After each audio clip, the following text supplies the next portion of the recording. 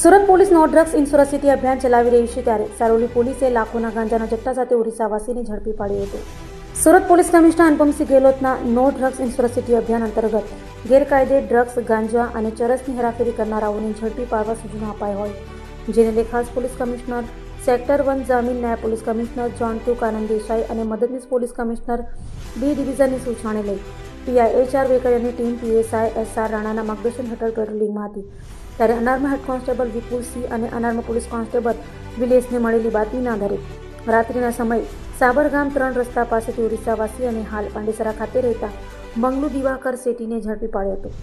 તેની પાસેના પ્લાસ્ટિકના કોથળાની તપાસ કરતા તેમાંથી 6,93,000થી વધુની કિંમતનો 13.868 કિલોગ્રામ ગાંજાનો જથ્થો મળી આવ્યો હતો, જેથી તેની ધરપકડ કરી વધુ તપાસ હાથ ધરી છે। અભય થઈને નિષ્પક્ષતાથી નિરપેક્ષ રીતે વાસ્તવિકતાનો અરીસો રૂપી સચોટ માહિતી લાવતો સત્યની સાથે અભય ટાઈમ્સ।